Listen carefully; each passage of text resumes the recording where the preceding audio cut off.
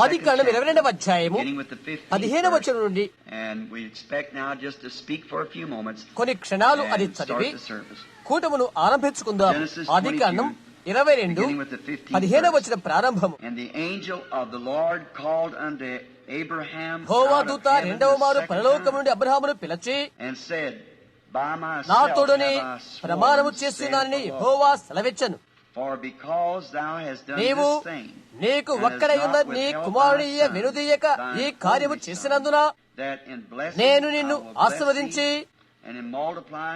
ఆకాశ నక్షత్రం వలను సముద్ర తీరమందల ఇసుక వలను నీ సంతానం నిశ్చయముగా విస్తరింపచేసేదను. నీ సంతతి వారు తమ శత్రువుల గవిని స్వాధీనపరచుకుందురు. నీవు నా మాట వినినందున భూలోకములోని జనములన్నీ నీ సంతానం వల్ల ఆశీర్వదించబడును. ఆహా, అది ఎంతటి వాగ్దానము! అది విధేయత వలనే కలిగినది. విధేయతనే దేవుడు అపేక్షిస్తున్నాడు. ఒకప్పుడు అది ఇలా వచించబడుతుంది, బలులు అర్పించుట కంటే ఆజ్ఞ గైకొనుట శ్రేష్టము అని. నీవు అర్పించే ఎలాంటి అర్పణల కంటే దేవునికి లోబడు అనేది శ్రేష్టమైన విషయము. ఈ రాత్రి వేళలో విశ్వాసమునకు తండ్రియగు మూల పురుషుడైన అబ్రహాము అను గణనీయమైన పాఠ్యాంశమును మనం ఎదుర్కొనబోతున్నాము. ఎందుకంటే అతనును అతని సంతానమును భూలోకమును స్వతంత్రించుకునే వాగ్దానాన్ని దేవుడు అబ్రహాముతో చేశాడు. అబ్రహాము వల్లనే మనము కూడా క్రీస్తులో చనిపోయిన వారమై అబ్రహాము సంతానముగా తీర్చబడి వాగ్దాన ప్రకారంగా ఆయనతో కూడా వారసులమై ఉంటున్నాము. అబ్రహాము కేవలం సామాన్య మానవుడే, ప్రత్యేకత ఏమీ లేదు. 75 సంవత్సరాలు అయ్యే వరకు ముందుగా అతన్ని పిలిచినట్లుగా మనకెక్కడా సాక్ష్యాధారాలు లేవు.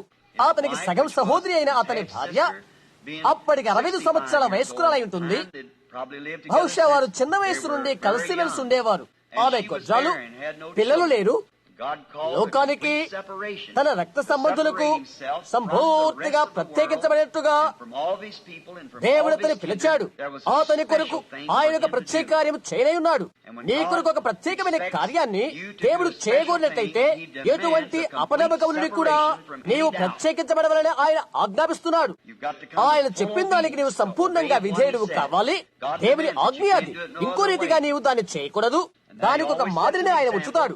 అదే ఆయన యొక్క మాదిరియే. దేవుడితో నడిచే ప్రత్యేక జీవితము కొరకు కుటుంబానికి రక్త సంబంధులకు సంపూర్ణంగా ప్రత్యేకించబడవలే. సంవత్సరాలు సాగిపోయినవి, జరిగింది శూన్యం. ఆయనను అబ్రహాము అస్త్రుడు కాలేదు, నీతికి తావివ్వలేదు. అవిశ్వాసము చేత దేవుని యొక్క వాగ్దానాన్ని సందేహించలేదు. బలవంతుడై దేవునికి స్తుతులు చెల్లించుతున్నాడు. సంవత్సరం వెంబడి జరుగుతూనే ఉన్నది. అనేకులైన విమర్శకులు అతని ఎద్దకు వచ్చి ఇలా అని ఉండవచ్చు, సందేహం లేదు. జనాంగాలకు తన అబ్రహామా, నీకెందరయ్యా పిల్లలు, సంతానం? అతనిని తొలగించలేదు. బిడ్డలు లేనేలేరు. శారా పిల్లలకనే వయస్సు గతించిపోయింది. స్త్రీ యొక్క ఋతు నైజం గతిస్తున్నది. అబ్రహాము దేవుని ఎలాగూ నమ్మాడో అదే నమ్మకం కలిగి ఉన్నాడు. బిడ్డ కొరకై అన్ని ఏర్పాట్లు చేసుకున్నాడు. దేవుడు తాను చేసిన వాగ్దానమును వెలుగుకు తీసుకునేవాడు కనుక అది సంపూర్ణంగా అతను గుర్తించిన వాడై బిడ్డ కొరకని ఏర్పాట్లు చేశాడు. అతని యొక్క సంతానము కూడా అదే విషయాన్ని ఆలోచన చేస్తుంది. మానవ గ్రాహ్యానికి అది ఎంతని అవాస్తవంగా అగుపించినప్పటికీ, అస్వాభావికంగా తెలియపరుస్తున్నప్పటికీ ఆయన నెరవేర్పు చేయలేని వాగ్దానాన్ని ఆయన చేయడు. ఏ విషయాన్ని మనము నమ్ముతున్నాము. నాడు కూడా అబ్రహాం యొక్క ప్రతి నిజమైన సంతానము అది నమ్ముతున్నది. ఎలాంటి పరిస్థితులు మనము కలిగి ఉన్నామని కాదు, ఎంతటి జ్ఞానాన్ని మనము పొంది ఉన్నామని కాదు, ఎన్ని విషయాలు జరిగినవని కాదు, ప్రకృతి సంబంధికది ఎంతటి అస్వాభావికమైనదిగా ఉన్నప్పటికీ ప్రకృతి సంబంధికది బుద్ధిహీనతగానే కనిపిస్తుంది. అయితే అది ఎలాంటి వ్యత్యాసంగా కనిపించదు మనకు. అది దేవుడు చెప్పినట్లయితే యెహోవా ఇలాగూ సెలవిచ్చుచున్నాడని అబ్రహాము సంతానము తీర్మానించుకుంటుంది. దానిది నెరవేరుస్తుంది. 25 సంవత్సరాల వరకు కూడా సంతానము లేరని మనం గమనించాము. అయినప్పటికీ అబ్రహాము తన యొక్క వాగ్దానాన్ని నెరవేర్చుటకు దేవుడు నమ్మకస్తుడై ఉన్నాడు. ఎందువల్లంటే అబ్రహాము దేవుని నమ్మి ఉన్నాడు కాబట్టి. కొల్లి బాలుడైన ఇస్సాకు తన మీదికి వచ్చాడు. చిన్నవాడైన ఇస్సాకు రంగం మీదికి వచ్చినప్పటికీ దేవుడు అతనికి రెండంతల పరీక్ష పెట్టినట్లుగా మనము చూస్తున్నాం. అబ్రహాము 115 లేక 120 సంవత్సరాల వయస్కుడై ఉంటాడు. ఆయన అన్నారు, నీకు ఒక్కడే ఉన్న నీ కుమారుని తీసుకుని నేను నీకు చూపించు పర్వతం నీకు తీసుకువెళ్లి అతను నాకు అర్పించు. ఇంకో రీతిగా చెప్పాలంటే అతని యొక్క వాగ్దానము నెరవేర్చబడి కొరకై అతనికి కలిగిందంతా నాశనము చేయమని భావం. ప్రకృతి సంబంధమైన ప్రతిదానిని తీసివేయటం అనగా ఇదే. అబ్రహాము అన్నాడు, మృతుల్లో నుండి నేను ఒకరిని పొందినట్లుగా నేను అతన్ని పొందగలుగుతాను. మృతుల్లో నుండి కూడా ఆయన అతన్ని బ్రతికించగలని నేను సంపూర్తిగా నమ్ముతున్నాను. అబ్రహాము సంతానానికి కావాల్సింది ఇదే.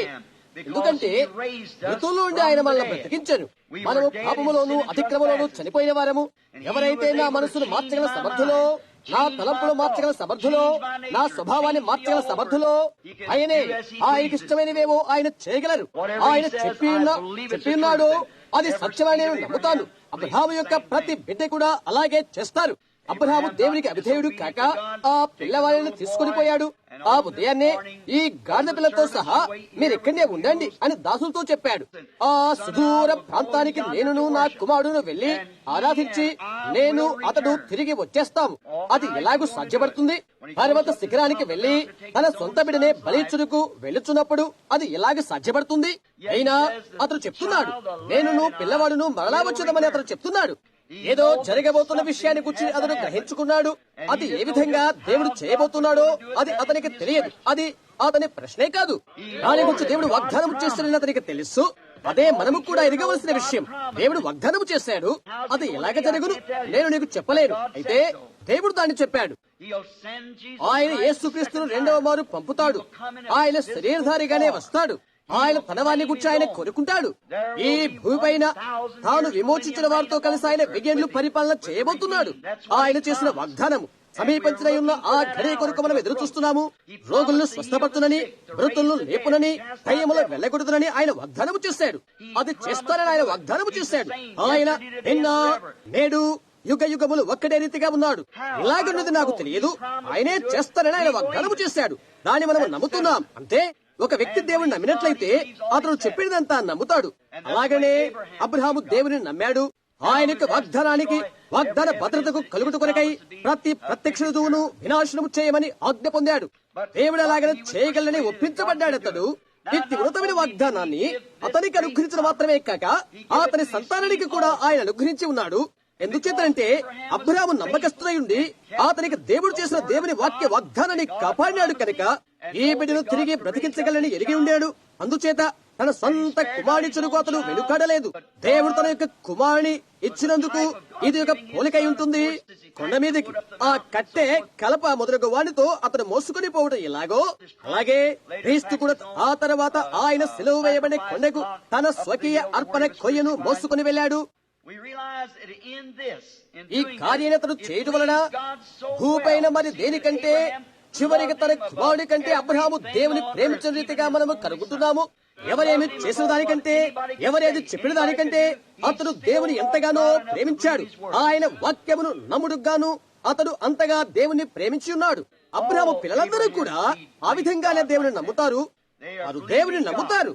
అది ఎంతగానో దేవునికి ఆనందదాయకమై ఉండేనని మనము తెలుసుకుంటున్నాము. ఆయన చెప్పిన దాన్ని బట్టి అదేదనగా నీ సంతతి వారు తమ శత్రువుల గవిని స్వాధీనపరచుకుందురు. నీ సంతతి వారు తమ శత్రువుల గవిని స్వాధీనపరచుకుందురు. గుర్తించండి, అది యెహోవా ఇలాగు సెలవిచ్చుచున్నాడు అనున్నది. అబ్రహాము సంతానం దాన్ని విశ్వసిస్తుంది.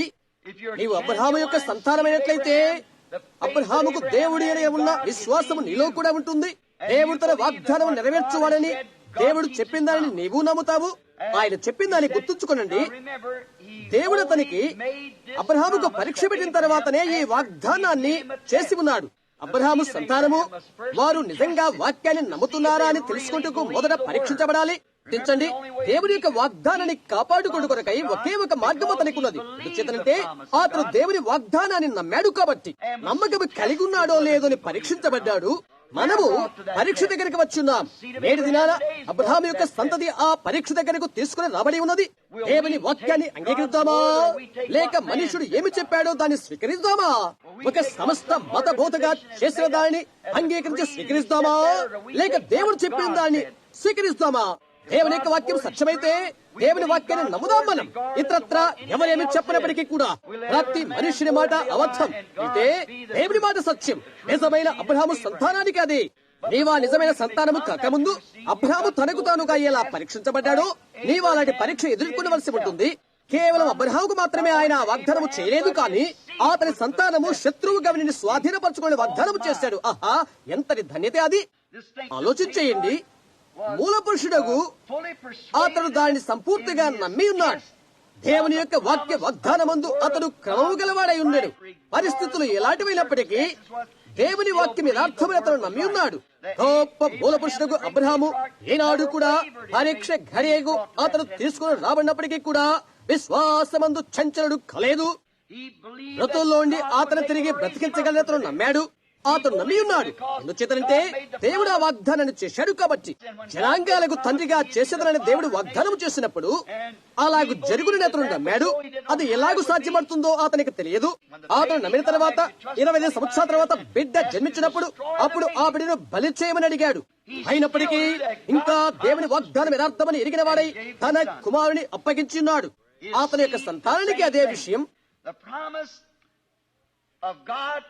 అబ్రహాము యొక్క సంతానానికి దేవుని యొక్క వాగ్దానం ఒక ముద్ర అయి ఉంటుంది.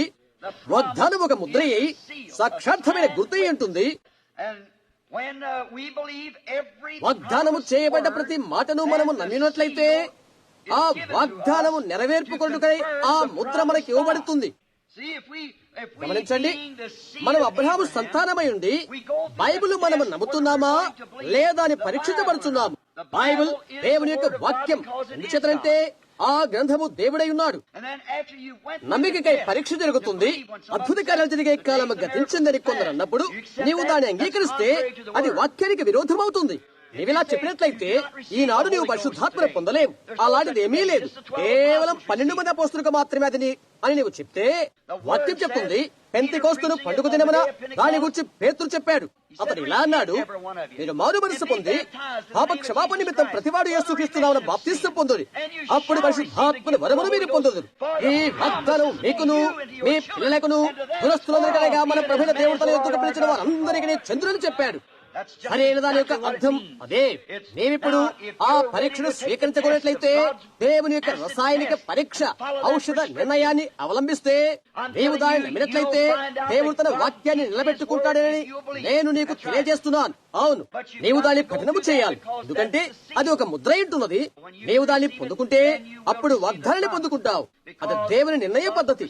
మనం అది అలాగూ చేయాలి. ఆ విధంగా మనం ఆయన చెప్పిన రీతిగా దాన్ని వెంబడించాలి. కేవలము కొందరే కాదు సుమా. ఎవరైతే నమ్ముతారో, ఎవరైతే మరు మనసు పొందుతారో, ఎవరైతే నమ్ముతారో వారికి, అది అన్ని తరాల వారికి, అన్ని ప్రజానీకానికి, ఎవరైతే దాన్ని నమ్ముతారో అలాంటి వారికి దేవుని యొక్క వాక్యమునందు విశ్వాసముల ద్వారా ఈ వాగ్దానం నీకు చెందుతుంది. అటు తరువాత వాగ్దాన ముద్ర పొందడానికి నీవు శక్తిమంతుడు కాగలుగుతావు. మనము పొందిన ఆ వాగ్దానము, ఆ ముద్ర పరిశుద్ధాత్మ ముద్ర అయి ఉంటున్నది. అవును, అది నిజం. ఆ విధంగా ఆత్మరూపైన దేవుడు ఆయన వాక్యమును నీలో ఉంచి అలాగా నీలోకి వస్తారు. నీ లోపలికి వాక్యాన్ని స్వీకరిస్తే పరిశుద్ధాత్మ మాత్రమే దాన్ని జీవింపజేయగలుగుతున్నది. నిన్ను ఎదుర్కొనే ఆ శత్రువు యొక్క ప్రతి గవిని నీవు స్వాధీనపరచగలకు వాగ్దానాన్ని నీకు చెందుతుంది. అవును, దేవుడు వాగ్దానము చేశాడు, అది జరుగుతుంది. గుర్తించు, నీవు అలాగునే చేయవలెను. అప్పుడు మాత్రమే, వాక్యం వల్ల పరీక్షించబడినప్పుడు మాత్రమే. అబ్రహాము వాక్యము ద్వారా పరీక్షించబడ్డాడు. అబ్రహామా, నీకు కుమారుడు కలుగునని నీవు నమ్ముతున్నావా? కుమారుడు కలిగాడు. ఇప్పుడు అతని సంహరింపు. ఇంకా నమ్ముతున్నావా అబ్రహామా? ఇంకా నమ్ముతున్నాను. మృతుల్లోండి అతని బ్రతికించగలని నమ్ముతున్నాను. అది జరిగిన తర్వాత నీ సంతతి వారు తమ శత్రువు గవిని స్వాధీనపరచుకుందురు అని అన్నారు. ఆమేన్. పరీక్ష జరిగిన తరువాత ప్రకృతి సంబంధమైన సంతతి నుండి అబ్రహాము సంతానాన్ని కొంత పరీక్ష చేద్దాం. నేటి దినాన మనము ఆత్మ సంతానమై ఉంటున్నాము. ప్రకృతి సంబంధమైన సంతతి వలన రక్షించకుండా సంపూర్తిగా దేవుని వాగ్దానం నమ్మిన వారిని కొందరిని చూద్దాం. దాడి వస్తువు అన్నాను. క్రింద పావడా కనిపించేలా ధరించట్లో ఆ క్రైస్తవ అమ్మాయి ఉద్దేశం ఏంటి? అది నేను గ్రహించలేకుంటున్నాను. దేవుని వల్ల నీవు తిరిగి జన్మించిన వ్యక్తివి. నీవెవరైనది తెలుపుటకు పరిశుద్ధాత్మ సౌందర్యం నీకు ఉండవలసి ఉన్నది. వ్యక్తిని పాల్చేయి వస్త్రధారణ వల్ల కలిగే గుణాన్ని నీలో కలిగి ఉండరాదు. అవును, దేవుని యొక్క నిజమైన స్త్రీ సద్గుణాల నిలయమై నిలుస్తుంది. నీవు ఆమె పాతకాలం ఫ్యాషన్ చూసి నవ్వవచ్చు. వారు ముట్టలేని ఒకటి నీలో ఉన్నది, పోగొట్టుకున్నారు. మరి తిరిగి నీవు దాన్ని పొందలేవు. అవును, నీలో సద్గుణము ఉన్నది. ఆ సద్గుణము కోసమే దేవుడు అపేక్షిస్తున్నాడు కదా. ప్రప్రథంగా నీ మనస్సులో ఎలాంటైనా ప్రశ్న ఉంటే అది ఎప్పటికీ చేయవద్దు. నీ మనస్సులో ఏదైనా ప్రశ్న ఉంటే ప్రార్థనా వరుసలోకి రావద్దు. నీవు నిర్దిష్టంగా సంపూర్ణంగా నమ్మే వరకు రావద్దు. నీ మనస్సులో ఎటువంటి సందేహం ఉండకూడదు సుమా. నీవు ఎలాంటి స్వస్థత పొందబోతున్నావో సంపూర్ణ ఆరోగ్యవంతులపై వేదిక మీద నుండి వెళ్ళిపో. నీ మనస్సులో ఎలాంటి ప్రశ్న అనేది ఉండకూడదు. నీవు దేవుని నమ్మాలి అనుకునే విశ్వాసము కాదు, వాస్తవమైన విశ్వాసం. వాక్యం అలాగా చెప్తున్నది కాబట్టి అబ్రహాము సంతానము దాన్ని విశ్వసిస్తాను. ఆ కారణాన మేము నమ్ముతున్నాము. ఎవరో విమర్శించారని, ఎవరో చెప్పినందుకని కాదు, దేవుడు అలా చెప్పాడు కాబట్టి అందుకని అది నిజమై నిలుస్తుంది. దేవుడు దాన్ని చెప్పినట్లయితే సమస్త సమస్యలకు విముక్తి అవుతవి. ఆయనే ఆఖరి మాట, ఆయనే నిశ్చయి ఉంటున్నాడు. దేవుడు ఏది చెప్పినట్లయితే అదే నెరవేరుతుంది.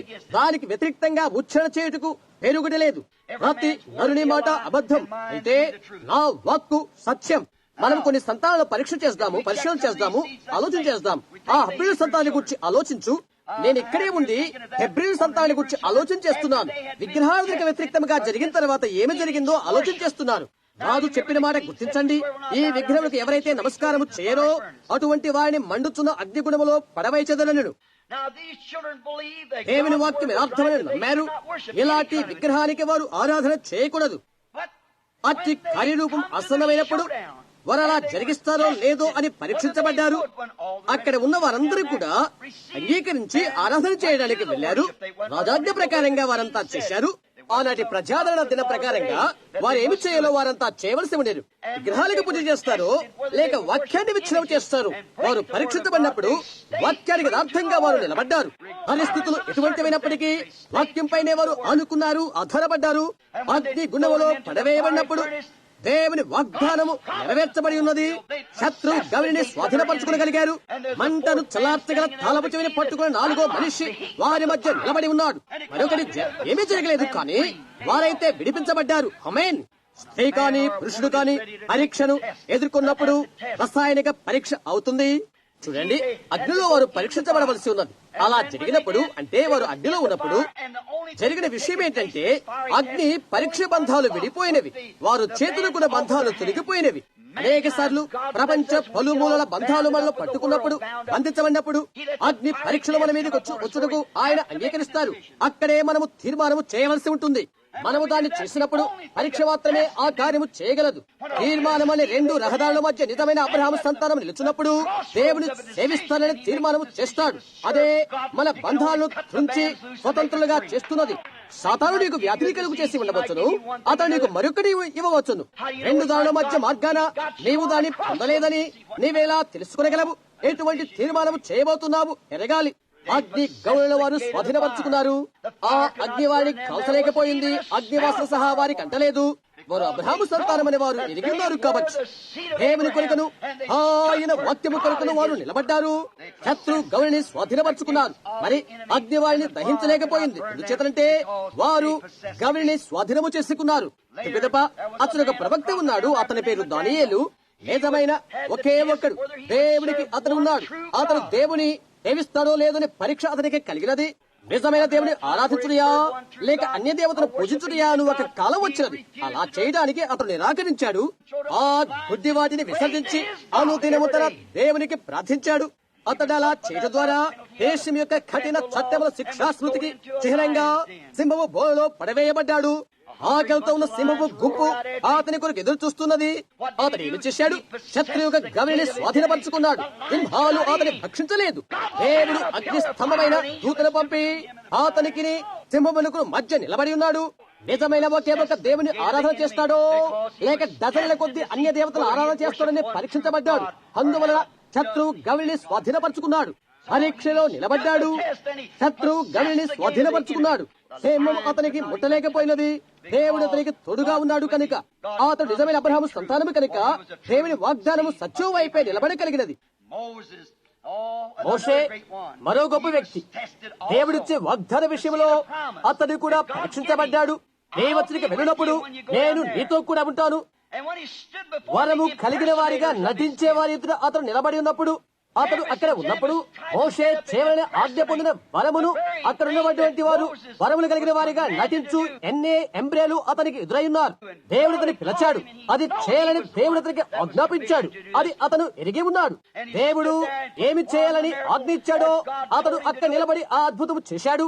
అదే విషయాలను చేయు నటించు వారిని కూడా అక్కడ ఉన్నారు. అయితే మోషే కట్టి వారిని గురించి భీతి ఏమీ లేదు. దేవుని వాక్యానికి యథార్థపరుడుగా అతను ఎక్కడ ఉన్నాడు. శత్రువు గవిని స్వాధీనపరుచుకున్నాడు. ఆమేన్. దేవుని వాగ్దానముకై యథార్థపరుడై నిలబడ్డాడు. ఎవరేమి అతన్ని పోలి చేయాలని అనుకున్నప్పటికీ అనవసరం. ప్రతి క్రైస్తవునికి అది ఎంతటి గుణపాఠము. నీవు చుట్టూ చూస్తున్నప్పుడు, నీవు ఒక వేషధారిని కనుగొన్నప్పుడు నీవు ఒకటి గుర్తించుకోవాలి. అతడు నిజమైన దానిగా పోలి నడుస్తున్నాడని గుర్తించుకోవాలి. దాని అర్థం ఏమిటంటే నిజమైనది ఒక్కటే. దేవుని వాక్యము కొరకై యథార్థ వర్తుడవై నిలబడు. ఏమి వచ్చినా రాకపోయినా పర్వాలేదు, ఆయన వాగ్దానాన్ని నిలబెట్టు.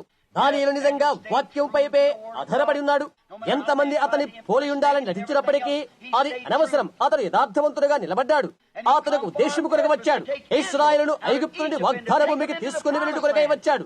ఐగుప్తును విడిచి వాగ్దాన భూమికి వెళ్లి ఒక సమయం వచ్చినప్పుడు మార్గ మధ్యాహ్న మృత సముద్రం వారికి అడ్డు వచ్చింది. అతడు ఆ నీటి గౌనులను స్వాధీనపరుచుకున్నాడు. ద్వారాలు తెరవబడి సాగిపోయారు. నీళ్లు వెనుకకు పారిపోయినవి. మోషే అరణ్యంలోనికి ఎక్కడికి వారిని కొనిపోవాలని దేవుడు ఆజ్ఞాపించాడో ఆ పర్వతానికి వారిని తీసుకుని పోయాడు. ఆమేన్. శత్రువు గవిని అతడు స్వాధీనము చేసుకున్నాడు. అతని పితరుడైన అబ్రహాము, అతని నిజమైన సంతానము శత్రువు గవిని స్వాధీనపరుచుకుందని వాగ్దానం పొంది ఉన్నారు. నీటి గౌనులు మూయబడినవి. అతను ముందంజ వేయలేకపోయాడు. అయితే అది అతని బాధ్యత. దేవుడు అతనికి చెప్పాడు కాబట్టి వారిని ఆ పర్వతానికి నడిపించబడవలసిండెను. మార్గ మధ్యములో అడ్డు కూడా వచ్చినది. అతడు శత్రువు గవిని స్వాధీనపరుచుకున్నాడు. అటు తర్వాత కొంతకాలానికి యెహోషువ వరంతా కాదేశు బర్నాకు వచ్చినప్పటికీ అది ఆనాటి సర్వ ప్రపంచానికి న్యాయపీఠం. ఇశ్రాయేలు అతని న్యాయము తీర్చుకుంటూ కనుకై చేరు స్థానము అది. యెహోషువ, కాలేబులు మరి 12 లేక 10 మందిని మనం చూస్తున్నాము. వారు స్వాధీనపరచుకోబోతున్న భూభాగాన్ని వేగుచుట్టు కొరకై ప్రతి గోత్రం నుండి ఒక్కొక్కరు పంపబడ్డారు. అతడున్న ఆ అజనుబాహులను వారు చూచి 10 మంది ఎంతో భీతి చెంది, ఇది ఎంతో అసాధారణమైన విషయం, మనం స్వాధీనము చేసుకోలేం. మన ముందున్న వైరి ముఖను చూడండి. వారు తిరిగి తెచ్చిన వార్తను బట్టి చూడగా వారైతే చెడ్డ సమాచారం తెచ్చారు. ఈ భూమి మీకు దీనిని మీకు అనుగ్రహిస్తారని దేవుడు వారితో చెప్పినట్లయితే వారెందుకు చెడ్డ సమాచారం తీసుకుని రావాలి? ఐగుప్తులోనే ఆయన ఆ విషయాన్ని వారితో చెప్పాడు.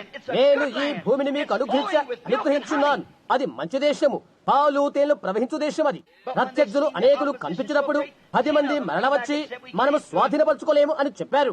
అతడు యెహోషువ అతడు ప్రజలను నిమ్మలపరిచి ఇలా చెప్పాడు, దానిని స్వాధీనపరచుకుంటూ మనకు చాలు, మనము ఎక్కువ మంది. ఎందుకు అలా చెప్పాడు? అతడు వాగ్దానం వైపే దీక్షితులై ఉన్నాడు. అతడు నిజమైన అబ్రహాము సంతానము. వ్యతిరేకులు ఎంతమంది ఉన్నప్పటికీ మనము గవిని స్వాధీనపరచుకోగలము. ఎందుకంటే దేవుడు వాగ్దానం చేశాడు కాబట్టి. అతడు అలాగే స్వతంత్రించుకున్నాడు. ఆ తర్వాత ఇశ్రాయేలు నదీ తీర ప్రాంతానికి తీసుకుని వచ్చినప్పుడు ఆ మహానది దగ్గర ఏప్రిల్ మాసాన వారు వచ్చినప్పుడు ఆ నది ఉప్పొంగి పారుతుంది. పర్వత శిఖరాల నుండి యోర్దాను ప్రవహిస్తూ పల్ల ప్రాంతాలు వ్యాపించి ఉన్నది. అతను ఇక్కడ ఉన్నప్పుడు ఆ సంవత్సరం ఆ సమయం భీభత్సంగా కనిపిస్తున్నది. అయినప్పటికీ అతడు అబ్రహాము సంతానమై ఉన్నాడు. అతనికి ఒక వాగ్దానం ఉన్నదని అతనికి తెలుసు. నెరవేర్చవలసిన బాధ్యత అతనిలో ఉన్నాడు. దాన్ని ఎలాగ చేయాలో దాని విషయమైన దర్శనం అతని కలిగి ఉన్నాడు. కాబట్టి నదీ ద్వారాలను అతను స్వాధీనము చేసుకునగలిగాడు. ద్వారాలు తెరవబడి నీళ్లు పర్వతాల వైపు గంతులు వేసినవి. ఇశ్రాయేలు జనాంగమంతా శత్రువు గవిని స్వాధీనము చేసుకున్నారు. మరి వారు వాగ్దానము లేక అడుగుపెట్టారు. ఎందువల్లంటే దేవుడు అలా చేస్తానని చెప్పాడు కనుక. ఓ నిజమైన అబ్రహాము సంతానమా, సహోదరి సహోదరులారా, ఆ చోటికి వారు చేరుకున్నప్పటికీ 3 రథాలు ఒక్కసారిగా పరిగెత్తగల విశాలత కలిగి ఎత్తైన గోడల ప్రాకారముతో ఉన్నదా ఎరికో పట్టణము. అరువుగా తెచ్చుకున్న ఆయుధాలు, కత్తులు, కటారాలు, పండలు, బాదులతో ఈ ఇశ్రాయేలు ఎలాగో వారు అక్కడికి చేరుకోగలుగుతారా? అతనెప్పటికీ కూడా అబ్రహాము సంతానమే. ఆయన ఎలాగ స్వాంతనము చేసుకోవాలో ఆ దర్శనము దేవుడు అతనికి అనుగ్రహించాడు. ఇలాగ చెప్పినది హోర ఊతుము అని. ఆమేన్. అవును, ఏం చేయాలి? హోరల ఊదుచు ముందుకు సాగిపోండి. మీ ఎదుట ద్వారాలు కూలిపోవునని చెప్పలేదు. ఆమేన్. అతడు అబ్రహాము యొక్క రాజ సంతానమై ఉన్నాడు. అతడు దేవుని యొక్క నిజమైన విశ్వాసి. నీ ఎదుట ద్వారములు కూలబడిపోవును. కేవలం బోరముది కేకలవై నీవు చేయవలసిందంతా అంతే. అయితే జరిగిన సంభవం ఏంటి? ద్వారాలు కూలిపోయినవి. యెహోషువ పట్టణాన్ని స్వాధీనపరుచుకున్నాడు.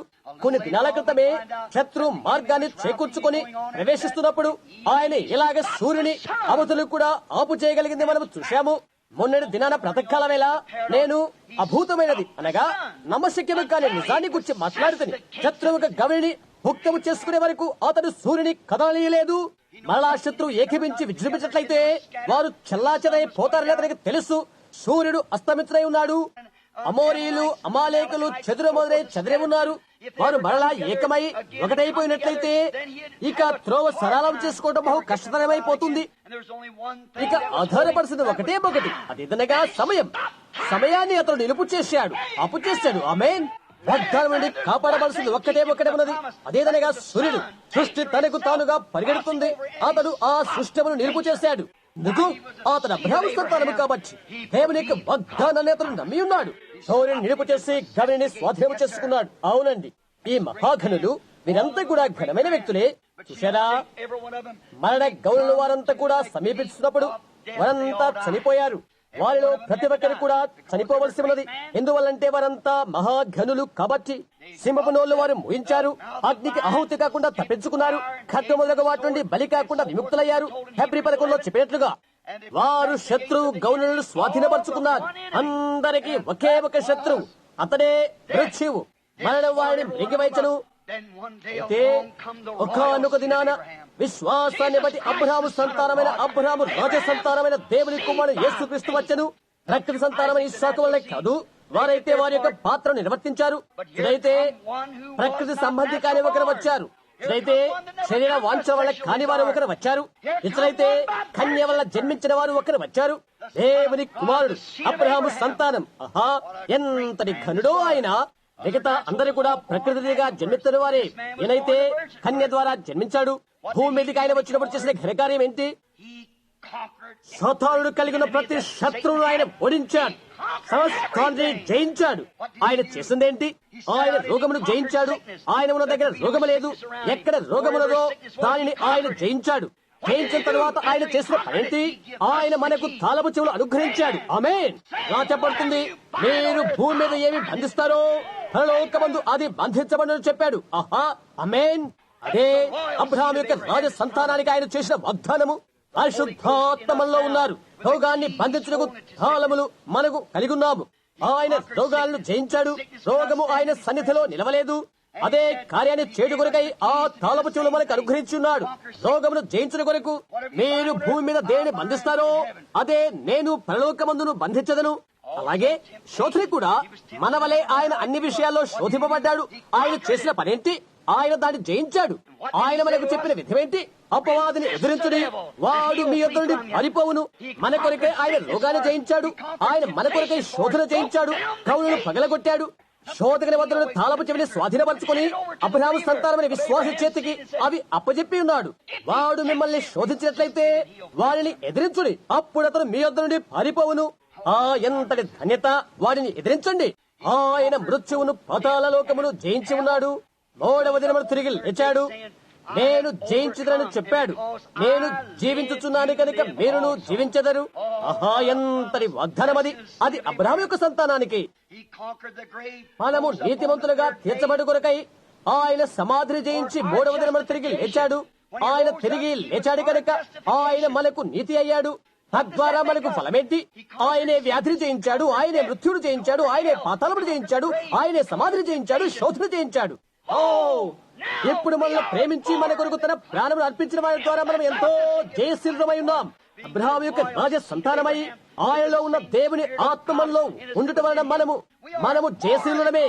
ప్రతి ద్వారము మన కొరకే జయించబడి ఉన్నది. మనము చేయవలసిన విషయం ఏంటంటే మనము దానిని స్వాధీనపరచుకోవాలి. అది ముందుగానే జయించబడి ఉన్నది. రోగము ఓడించబడిను, మరణము ఓడించబడినది, నరకము ఓడించబడినది, సమాధి ఓడించబడి ఉన్నది, సమస్తమును ఓడించబడినది. ఆయన కృప వలన ఆ తాళపు చెవులను మనము కలిగి ఉన్నాం.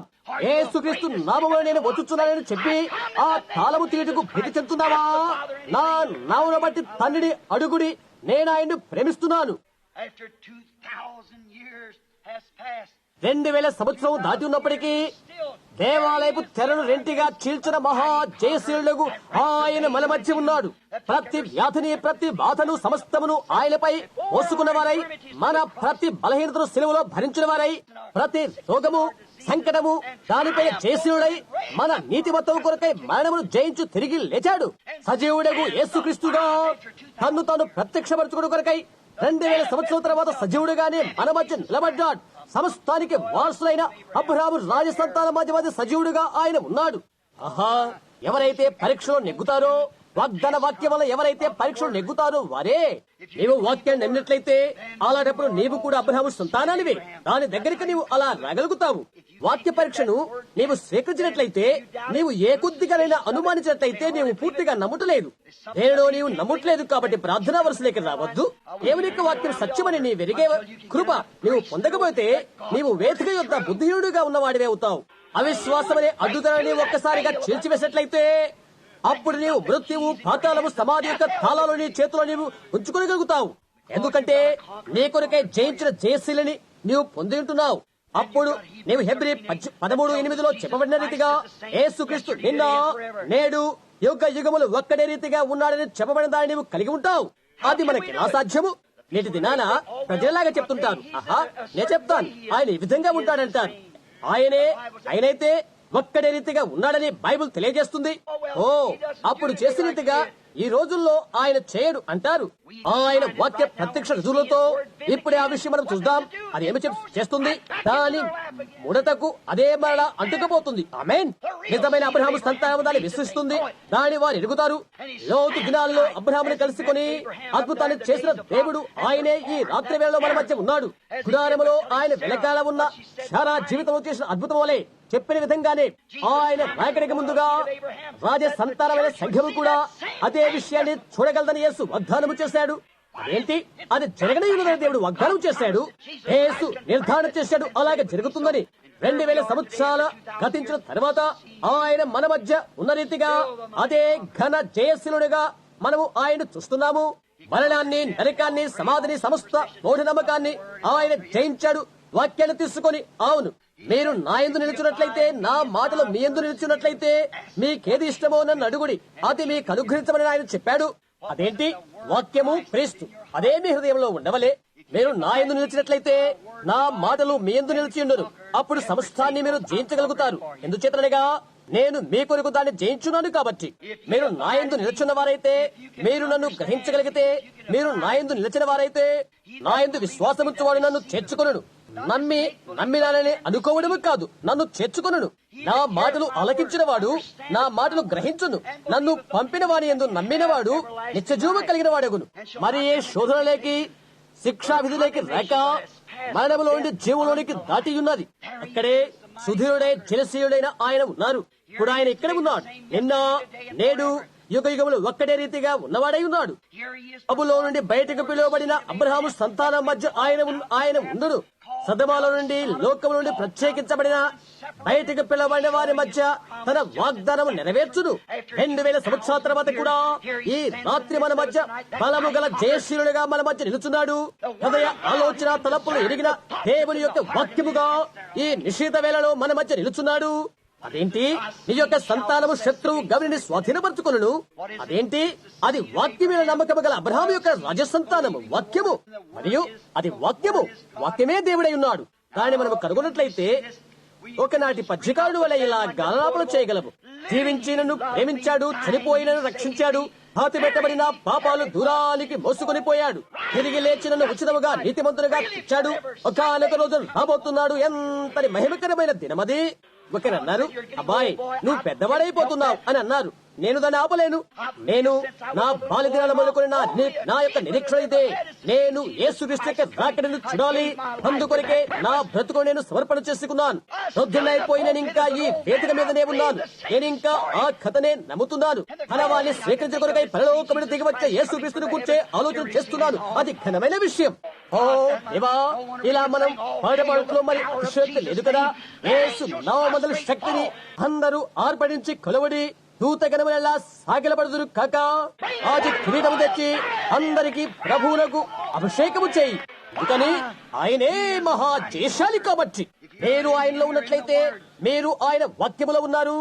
ఆయన చెప్పాడు, మీరు నాలో నిలిచినట్లయితే మీకేది ఇష్టమో అడుగుడి, ప్రతి ద్వారం ముందుగానే గెలవబడి ఉన్నది. అప్పుడు మనం ఈ విధంగా అనవచ్చు, గ్రంథమందుల ప్రతి వాగ్దానము, ప్రతి అధ్యాయము, ప్రతి గీతములోని భావము నావే. ఆయన దైవావేశములు కలిగిన ప్రతి వాక్యము, గ్రంథమందుల ప్రతి వాగ్దానము నావే. స్నేహితులారా, దాని భావం ఏంటో మీకు తెలుసా?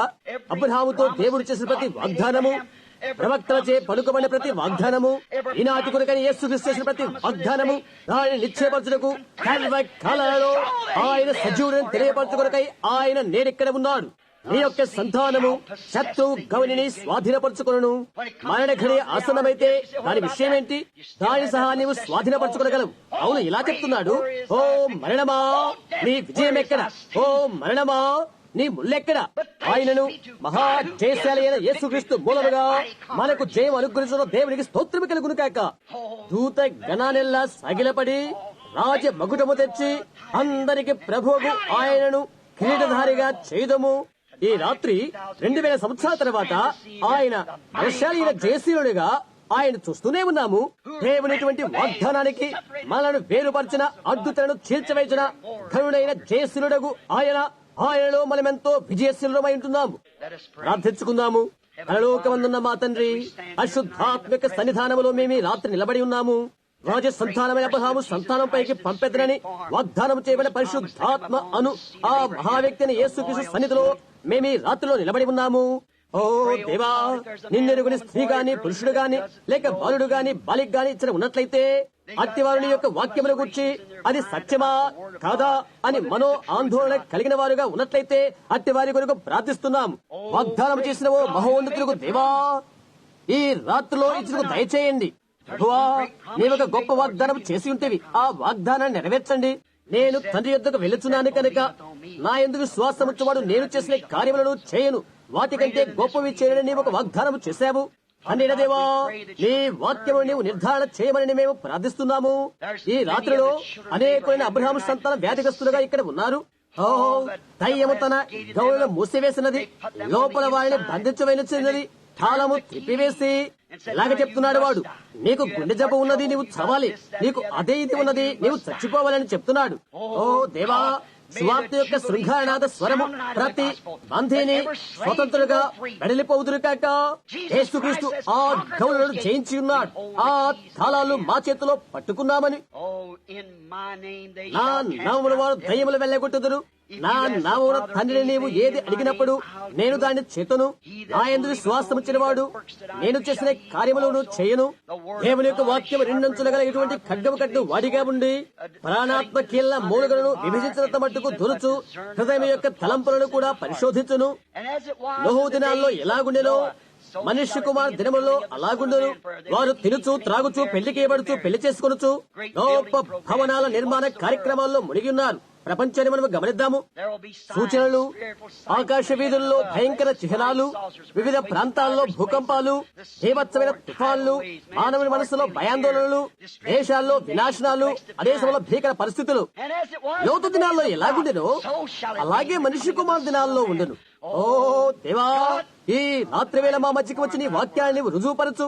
ఈ రాత్రి వచ్చి అబ్రహాము సంతానం యొక్క విశ్వాసాన్ని ఘనపరచు. యేసుక్రీస్తు నామమున అడుగుచున్నాము, ఆమేన్. ప్రభు మిమ్మల్ని అత్యధికంగా ఆశీర్వదించును కాక. నేను ఇప్పుడు మిమ్మల్ని వేదిక ఎద్దుకు నేరుగా ఆహ్వానించట్లేదు, అది మీకే వదిలివేస్తున్నాను. అనేక సార్లు అలా చేయబడిందని నేను నమ్ముతున్నాను. అవి స్వీకరించిన వారు బాప్తిస్మము తీసుకున్నారు. అవును, ఆయన అంగీకరించిన వారు. మేము రోగుల కొరకు ప్రార్థించబోతున్నాము. నేను ఈ రాత్రంతా మాట్లాడగలను. మీరెంతో ప్రియమైన వారు. నేను మాట్లాడేవి మానవుని మాటలే అవుతాయి. నేను ఆయన మాటలు చెప్పినట్లయితే అలాంటప్పుడు అవి నా మాటలు కాదు, కానీ ఆయన మాటలు అవుతున్నవి. నేను ఏదైనా చెప్పినట్లయితే దేవుడు దాన్ని బలపరిచినట్లయితే అలాంటప్పుడు అవి నా మాటలు. నేను ఆయన మాటలు చెప్పినట్లయితే ఆయన దాన్ని బలపరుస్తారు. అలాంటప్పుడు పాపి అయి దారి తప్పిన ఆ స్త్రీ లేక పురుషుడు లేక బాలుడు లేక బాలిక అది అవును కదా అని చెప్పుకుంటారు. నేను ఈ కార్యాలు చేసినప్పుడు ఆయన గురించి వారు ఇలాగూ చెప్పారు, ఈ మనుష్యుడు జ్యోతిష్యం చెప్పవాడని, దయ్యం పట్టువాడని అన్నారు. సోదె చెప్పుడు అనేది ప్రతి ఒక్కరికి తెలుసు. సోదె చెప్పుడు అనేది దయ్యానికి సంబంధించినది. ఆయన్ను సోదె చెప్పేవాడని అన్నారు. సోదె చెప్పే ఎవడైనా ఎప్పుడైనా సువార్త ప్రకటించడం మీరు చూశారా? సోదె చెప్పేవారు ఎవరైనా దయ్యాలను వెళ్ళగొట్టడం మీరు చూశారా? లేదు, వారు ఆ పని చేయరు. ఆయన ఇలాగ చెప్పి ఉన్నాడు, మనుష్య కుమారుడు ఆయనను నేను దీన్ని క్షమించగలను. ఇదే పరిశుద్ధాత్మ వచ్చినప్పుడు అశుద్ధాత్మ వ్యతిరేకంగా మాట్లాడే వాడికి యుగమందైన రాబోగమందును పాప క్షమాపణ లేదు. ఎందుకంటే దేవుని కార్యాలను దురాత్మని పిలుచుతున్నారు. కాబట్టి ఈ రాత్రి వేళ దేవుడు మన ఎలా కనికర సంపన్నుడై ఉంటున్నాడు. దేవుడు దిగివచ్చి తన వాక్యాన్ని రుజువు పరచగలని నేను ప్రార్థిస్తున్నాను. సహోదరి సహోదరుడా, ఇది నా యొక్క ప్రాణము. నేను దేవుని సంధించవలసి ఉన్నది. నేను చెప్పిన దానికి నేను బాధ్యున్నై. నేను దేవునికి లెక్క చెప్పవలసి ఉన్నది. దేవుడు దానికై నన్ను లెక్క అడుగుతాడు. అవును, నేను నరకపాత్రుడవుతానని ఎరిగి నేనెక్కడ నిలబడి ఇలా చెప్పడం వల్ల నాకు ప్రయోజనం ఏంటి? ఒకరి దృష్టికి సరైనదిగా కనిపించు మార్గము కలదు, అయితే అది చివరికి మరణమునకు దారితీయును. దేవునికి మరో అనువాదికుడు అక్కరలేదు. నేను మీతో చెప్పిన రీతిగా తనకు తానే అనువాదికుడై ఉన్నాడు. అబ్రహాము యొక్క సంతానము శత్రు యొక్క గవిని స్వాధీనపరచుకోవడం నమ్ముతున్నారా? నేను మిమ్మల్ని స్వస్థపరచగలిగితే నేను చేసి ఉండేవాడను. క్రీస్తు ముందుగానే మిమ్మల్ని స్వస్థపరిచున్నాడు. విషయం ఏంటంటే తాళపు చెవిని మీ చేతుల్లో మీరు కలిగి ఉన్నారు. ఆ తాళపు చెవి ఏదనగా మీ యొక్క విశ్వాసమే. దాన్ని స్వాధీనపరచుకుంటూ సాధనం అదే. ఈ రాత్రి వేళ దాన్ని తెరవండి. అలా చేస్తారా?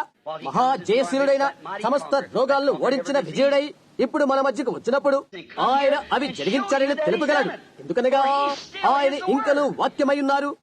ఆ వాక్యమే హృదయం యొక్క తలంపులను పరిశోధించును. ప్రార్థనా కార్డు B1. గత రాత్రి మనం ప్రారంభించిన సంఖ్య ఏంటి? 50 నుండి ప్రారంభిద్దాం. మీలో 50 ప్రార్థనా కార్డు ఎవరు? మీ చేయి చూపించండి. ప్రార్థనా కార్డు B. గత రాత్రి 1 నుండి ఆరంభించాం. ఇప్పుడు ఈ రాత్రి 50 నుండి ప్రారంభిద్దాం. మీలో 50 ఎవరు? చేయెత్తండి. B50 ప్రార్థనా కార్డు ఇక్కడ లేరా? ఇవేనా? B50 అవునా? B51 B51 సరే. B51 B52 B52 ఎవరు? సరే, లేదేనా? B53 54 క్రమంగా ఇక్కడికి రండి. 54 55 నేను ఇక్కడికి రాకముందు నా కుమారుడు క్రిందకి వస్తాడు. ఆ కార్డులన్నీ కలుపుతాడు. అవి ఒకటిక్కడ అక్కడెక్కడ ఉన్నవి అవి ఎక్కడున్నవో చూస్తాడు. అవి వారికి తెలియదు. మీరు ఇక్కడ ఈ దాడి రావచ్చును. 1 ఆ తర్వాత 10 ఇంకొకరు 25 అలా తీసుకురండి. అవి ఎక్కడున్నవో తెలియదు. అయితే అవి ఎక్కడుంటే ఉంటే ఎంతమందిని పిలిచాం? 5 4 B50 B50 కాదా? B50 నుండి 55 వరకు 56 57 58 59 60 చూద్దాం.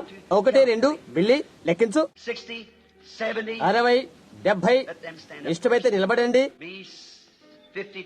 50 నుండి 70 75 సోదరు రాయ్ లెక్కబెట్టు. నేను ప్రజలతో మాట్లాడుతున్నాను. అక్కడ ఉండి ఇటు చూస్తున్న వారిలో ప్రార్థనా కార్డు ఎంతమందికి లేదు? నేను చేసిన కార్యములను మీరును చేతురు అని యేసు చెప్పాడు. గుర్తించండి. అవునా? అది నిజం. మీకు నమ్మకముందా? అబ్రహాము సంతానము అవునని పలుకుదురు కాక బైబిల్ ఇలా తెలియజేస్తున్నది. ఆయన మన ప్రధాన యాజకుడు అని. హెబ్రీ 4వ అధ్యాయం. మన బలహీనత మనతో సహానుభవం గల మన ప్రధాన యాజకుడు ఆయనే ఉన్నాడు. మీరు నమ్ముతున్నారా? ఆయన నిన్న నేడు యుగములు ఒక్కడే రీతిగా ఉన్నవాడైతే అది ఆయన అలా చేయడా? నేను చెప్తుంది మీరు గమనించండి. బైబిల్ గ్రంథంలో ఒక చిన్న స్త్రీ ఉన్నది. బైబిల్లో ఒక చిన్న స్త్రీ. బహుశా ప్రార్థనా కార్డు కూడా ఆమెకు లేకపోవచ్చు. అయితే ఆ మనిషిని వస్త్రం ముట్టినట్లయితే నేను ఆయన నమ్మితని అని తన హృదయంలో అనుకుంటున్నది. తనకు కలిగినంత వైద్యునికే ఖర్చు పెట్టింది. అయితే వారు సహకారం చేయలేకపోయారు. ఆమె పరిస్థితి బహు ఘోరమైపోయింది. వారు ఆమెకు సహాయం చేయలేకపోయారు. అయితే దేవుడు సహాయం చేస్తాడని ఆమె నమ్మింది. ఆయన వస్త్రపు చెంగును ఆమె ముట్టినది. నాలో నుండి ప్రభావం వెళ్లి పోయినదని ఆయన అన్నారు. అవునా? ఈ రాత్రి ఆయన ఆ విధంగానే ఉన్నారని మీరు నమ్ముతున్నారా? ఆయన ఇక్కడనే ఉన్నారని మీరు నమ్ముతున్నారా? ఆయన మృతుల నుండి తిరిగి లేచాడు ఎంతమంది నమ్ముతున్నారు? ఆయన మృతుల నుండి తిరిగి లేచాడు ఎట్లు రుజువు చేయగలుగుతారు? ఒక ప్రఖ్యాత బాప్టిస్ట్ వ్యక్తి ఈ మధ్య నా ఎద్దుకు వచ్చి నాతో ఇలా చెప్పాడు. సోదరు బ్రహ్యాం, అది చెప్పిన ఒక మహామణి ద్వారా నేను ఒకప్పుడు ఓడిపోయానన్నాడు. అతను చెప్పాడు ఆయన తిరిగి లేచినట్లయితే అలాంటిది తిరిగి చేస్తానని ఆయన వాగ్దానం చేశాడు. అది చేయటం మనం చూద్దాం. అది ఆయన చేయలేదని వారు నమ్ముతారు. అయితే ఆయన చేస్తాడని మనం నమ్ముతున్నాము. ఆయన మృతులను తిరిగి లేచాడని మనం నమ్ముతున్నాము. ప్రపంచంలో క్రైస్తవ్యం తప్ప వారి సంస్థాపకుడు సజీవుడని రుజువు చేయు మతం మరొకటి లేదు.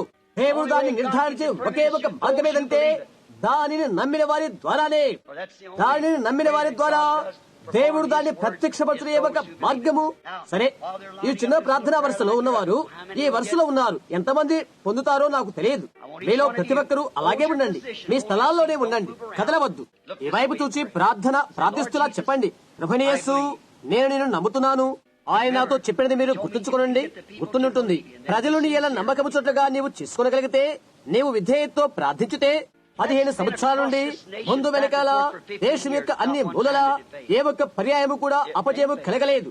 అది అపజయముందదు. దేవుడు చేయలేని ఒకటి ఉన్నది, అనగా అపజయము నొందుట. ఆయన వాక్యాన్ని నిలబెట్టుకుంటాడు. నేనది నమ్ముతాను. నేనెక్క నిలబడిన దానికంటే ఎక్కువగా నేనది నమ్ముతాను. ఈ భవనంలో ఉన్న దానికంటే ఎక్కువగా నేనది నమ్ముతాను. అది ఎండమావి అవుతుంది, కలగా నిలిచిపోతుంది. నా ఆత్మలో దేవుని కుమారుడు యేసుక్రీస్తు జీవిస్తున్నాడని నాకు తెలుసు. నీవు అబ్రహాము కుమారుడవై ఉండి, నీవు క్రీస్తునందు మృతుడవై ఉండి, నీవు అబ్రహాము సంతానమై ఉన్నావు. వారు కొన్ని చేతి రుమాలు ఇక్కడికి తెచ్చున్నారు. నమ్మిన ప్రజల ద్వారా ముఖ్యమైన జయం చేకూర్చబడుతుంది. వారిని సంక్షిప్తపరుస్తుండగా మనము తల్ల వంచి వీటి కొరకు ప్రార్థన చేద్దాం. పరలోకమందున్న తండ్రి, నీవు చెప్పిన ప్రతి వాక్యము సత్యమని నమ్మిన ప్రజలు ఉన్నారని బైబిల్లో ఉండి మేము ప్రబోధించబడి ఉంటిమి. ప్రభువా, కొన్నిసార్లు తాళపు రంధ్రములో తాళపు చెవితో తునికిసలాడి దాని గురితప్పి రంధ్రము చేసి ముక్క తునకలు చేసిరి. అయితే అది అక్కడే ఉన్నదని వారు నమ్మి ఉన్నారు. వారు అలాగే దాన్ని తడవుతురు కాక అక్కడ ఉన్నదని వారే కనుగొంటారు. ఆ తాళపు చెవే వాస్తవమైన తాళపు చెవి. నీవు నమ్మితే సమస్తము సాధ్యమే. ఇప్పుడే ఆ పాట పాడి వాయించబడి ఉన్నది. బైబిల్ గ్రంథమందు అది ఇలాగా తెలియచేయబడినది. పౌలు తన శరీరం నుండి వస్త్రములు చేతి రుమాలు తీసి వ్యాధి బాధలతో ఉన్న వారి యొద్దకు పంపించాడు. ప్రజల్లో ఉండి దురాత్మలు వెళ్లిపోయినవి. వారు స్వస్థత పొందేది. పరిశుద్ధుడైన పౌలు, నీతో కూడా ఉన్నాడని మేము ఎరిగిన్నాము ప్రభువా. అది అతనిది కాదు, కానీ అది నీదే ప్రభువా. అతనిలో ఉన్న క్రీస్తే ఇక జీవించిన నేను కాను, నా యందు క్రీస్తే జీవించుచున్నాడని అతను చెప్పి ఉన్నాడు. ఇప్పుడు ఈ జనాంగానికి నిన్ను నీవేలాగున్నావో ఈ రోజు అలాగే నీవు క్రీస్తువై ఉన్నావు. నేను ఇక్కడ చేతి రుమాళ్ళు ముట్టి ప్రార్థిస్తుండగా ప్రతి శత్రువును నీవు పారదోడమని ప్రార్థిస్తున్నాను. శత్రు ఓడిపోయాడని ఎరుగునట్లు వారికి విశ్వాసాన్ని అనుగ్రహించండి. మేము ఇప్పుడే మాట్లాడుకుని ఉన్న రీతిగా ఒకప్పుడు ఇశ్రాయేలు వారి విధి నిర్వహణలో ఉన్నప్పుడు ఎర్ర సముద్రం వారి వాగ్దానాన్ని ఛేదించి వేశాను. ఓ గ్రంథకర్త ఇలా చెప్పాడు, ఆ అగ్ని స్తంభంలోని దేవుడు ఉగ్గుడై చూశాడు. సముద్రం భీతి చెంది తన గౌలను తెరవగా వారు దాటిపోయారు. యేసుక్రీస్తు రక్తంలో గుండా ఈ రాత్రి క్రిందికి చూడు. ఈ చేతి రుమాల రోగులపై ఉంచగానే ఈ రాత్రి వారి కొరకైన మా విశ్వాస ప్రార్థన శత్రువు చుచ్చునుగాక. ప్రతి ఒక్కరూ యేసుక్రీస్తు నామమున విడుదల పొందుదురు కాక. ఆమేన్. మీరు కదలకుండా అలాగే ఉండాలని ఆశిస్తున్నాను. మైక్ దగ్గర ఎవరున్నప్పటికీ మీరు పైకి రావాలి. ఎందుకంటే పరిశుద్ధాత్మ ఇది చేయనట్లయితే, చేసినట్లయితే ఆయన చేయును అని చెప్పట్లేదు. సరే, ఎవరైనా ఇక్కడికి వచ్చి రోగులను స్వస్థపడు శక్తి వారికి ఉందని చెప్పినట్లయితే అలాంటిది నమ్మవద్దు. శక్తి అంతా క్రీస్తుదే. ఆయనే చేశాలి, నీవు నేను కాదు. ఆయన చేసిన దాన్ని మనము కేవలం అంగీకరిస్తున్నాము. ఏ మనిషికి కూడా రక్షణ ఇచ్చి స్వస్థపరిచే శక్తి వారికి లేదు. ఈ లోకముందున్న ప్రతి వ్యక్తికి వారి మూల్యం చెల్లించబడి ఉన్నది. చెల్లించబడవలసినది చెల్లించి వేయబడి ఉన్నది. ఇలాగూ మన అపరాధముల నిమిత్తం ఆయన గాయపరచబడిను, ఆయన పొందిన దెబ్బల చేత మనకు స్వస్థత కలుగుతున్నది. నీ స్వస్థత కొరకై చెల్లింపు చెల్లించబడి ఉన్నది. నీ రక్షణ కొరకై చెల్లింపు చేయబడి ఉన్నది. అది అంగీకరించి వచ్చుటకు నీకు విశ్వాసమున్నదా? అంతే. నీవు అబ్రహాము సంతతివైతే దేవుడు అది వాగ్దానం చేసి ఉన్నాడు. నిన్ను రక్షించడానికి నీలో ఒకటి అక్కడే ఉన్నది. సరే, వరమనగా ఏంటి? బయలు వెళ్లి ప్రజలను స్వస్థపరచడమా? కాదు. వరమనగా నిన్ను నీవుగా ప్రకృతి తప్పుకుంటే దేవుడు నిన్ను వినియోగించుకుంటుంటాడు. యేసుక్రీస్తు చెప్పిన ప్రకారంగా ఆఖరి సూచనను ఆయన వాగ్దానము చేశారు. సదమా కాలిపోక ముందు సదమా దినములు ఎలాగుండునో ఇతరత్రా విషయాలు జరిగినప్పుడు కాదు. లోతు తదితరులు సువార్త ప్రకటించని అదే కాదు. అది కాలిపోక ముందు దేవుడు నరుని రూపములో వచ్చాడు. ఎవరైతే వాగ్దాన పాత్రలో అతి అబ్రహాము తదితరులకు ఏర్పరచుకున్న సంఘములకు క్రమపరచులుగా వచ్చాడు. ఇప్పుడు గుర్తించండి, కేవలము అబ్రహాము సంతానము మాత్రమే స్వీకరించారు. యేసు చెప్పాడు, కొంత కాలమైన తర్వాత లోకము నన్నెన్నడూ చూడదు, మీరు నన్ను చూతురు, యుగ పర్యంతరం వరకు నేను మీతో కూడా ఉందును, మీలో ఉందును. అయితే ఆయన వాగ్దానం చేశాడు, ఆయన తిరిగి రాకవనుపు సొదొమలో ఎలాగుండెనో సొదొమ ఏమి పొందుకుంటుందో చూడు, ఏర్పరచుకున్న సంఘం ఏమి పొందుకుంటుందో చూడు, మనిషి కుమారుడు వచ్చినప్పుడు అలాగుండును. దేవుడు మానవుడే ప్రత్యక్షమయ్యాడు. ఆయన వీపు గుడారం వైపు ఉంచి గుడారము లోపల శారా ఏమి చేసిందో తెలియజేశాడు. అది సత్యమేనని ప్రతి ఒక్కరికి తెలుసు. అయితే చేయత్తండి, అవునది వాస్తవమే. ఇప్పుడు ఆయన వాగ్దానం చేశాడు. మనము కడవరి కాలంలో ఉన్నాం. గుర్తుంచుకోనండి, ఆఖరిగా జరిగిన సంఘటన అదే. సదొమ అగు అన్య ప్రపంచం దహించి వేయబడింది. వాగ్దాన కుమారుడు రంగం మీదకి వచ్చాడు. దేవుని కుమారుడైన వాగ్దాన కుమారుని కొరకు మనం ఎదురు చూస్తున్నాము. ఇక్కడే మనం ఉన్నాము. దేవుడు మీ నేత్రాలను తెరవచేయును కాక. చెప్పడానికి వేరొకటి లేదు. ఆయన మీ నేత్రాలు తెరవచేయును కాక. పరలోకపు తండ్రి, నేను నిస్సహాయుడును, నీవు మలచి ఇక్కడుంచిన మట్టి ముద్దను నేను. ఓ దేవా, ఈ రాత్రి నీ కృపా సన్నిధానం నాకు కావాలి. అది నీకోసమే అయింది. నీవిక్కడ ఉంచిన నీ చిన్న మట్టి ముద్దల వినియోగించబడులాగునా ప్రభువా, నిత్య వాగ్దానికి ఎవరైతే పిలువబడి ఉన్నారో ఇంకా దాన్ని వారు అంగీకరించినట్లయితే ఈ వాగ్దానములు వారు చుచుతురు కాక. ఇది ఇంకొక దినానికని ఒకవేళ వారు బోధించబడి ఉండవచ్చు. అయితే ఇక్కడ బైబిల్ గ్రంథములో ఉన్నది, ప్రభువా అది నీ యొక్క సొంత అనువాదమేనని దాన్ని నిర్ధారణ చేయండి. దానికి ఇంకొకటి అవసరం లేదు. నీవు అలాగే చేసినట్లయితే ఆ తర్వాత వాక్యము సత్యమైన వారు గ్రహించగలుగుతారు. తండ్రి, అనుగ్రహము చూపండి. మాకు మేముగా నీకు అప్పచెప్పుకుంటున్నాము. ప్రభువా, ఈ రాత్రిలో ప్రతి ఒక్కరి విశ్వాసాన్ని వినియోగించబడును కాక. యేసుక్రీస్తు ద్వారా అబ్రహాము వంశమైన ప్రతి ఒక్క వ్యక్తి విశ్వసించి ఈ రాత్రి సన్నిధిని స్వీకరించుదురు కాక.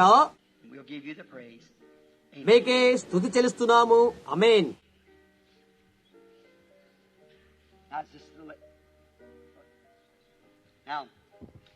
సరే, ఇది వింతగా ఉంటుంది.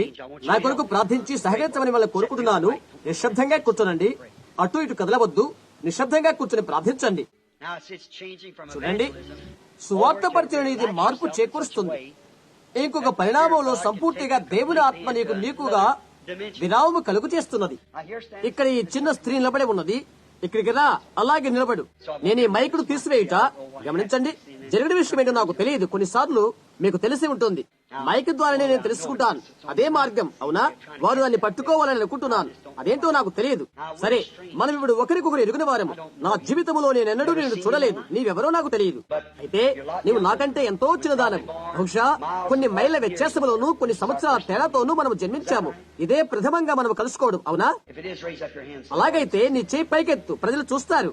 ఇక్కడ కేవలం ఒక స్త్రీయే నిలబడి ఉన్నది. చూడు, లేఖనాలకు వెళ్లి చూడు. యోహాను సువార్త 4వ అధ్యాయం తీసుకుందాం. ఇంటికి వెళ్ళిన తర్వాత మీరంతా చదవండి. ఈ స్త్రీ అలాంటి స్త్రీని పోయినది కాదు.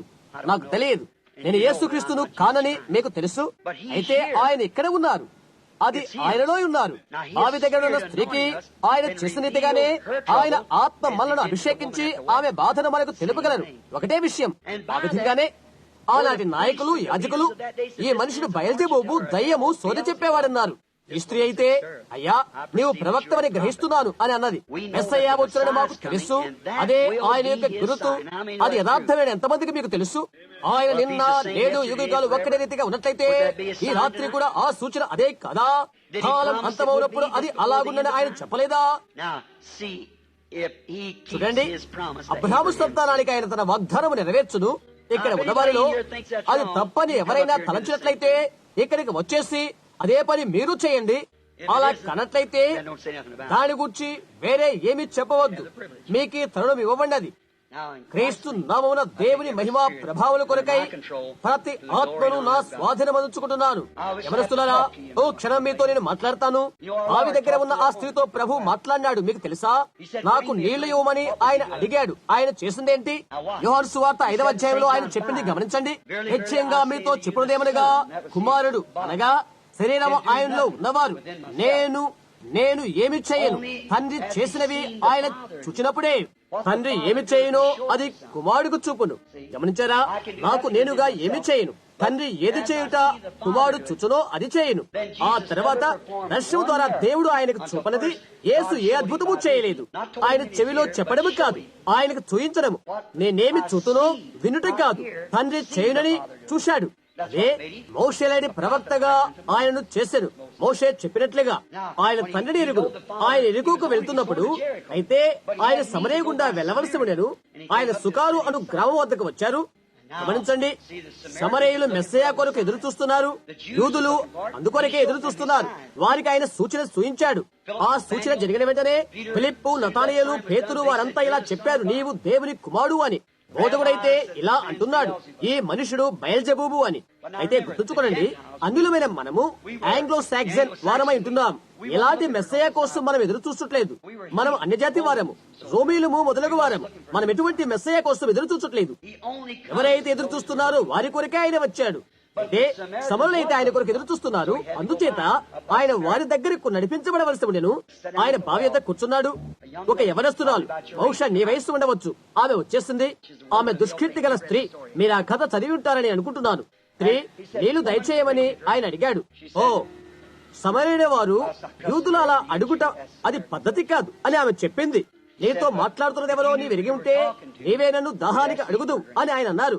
అలాగే సంభాషణ కొనసాగుతుంది. చిట్ట చివరికి ఆమె తప్పిదమెక్కడో ఆయన కనుగొన్నాడు. అదేమై ఉంటుందో మీకు గుర్తుండి ఉంటుంది. ఆమెకు చాలా మంది భర్తలున్నారు. నువ్వెళ్ళి నీ భర్త తీసుకునిరా అని ఆయన అడిగాడు. ఆమె చెప్తుంది, నాకు ఎవరూ లేరు అన్నది.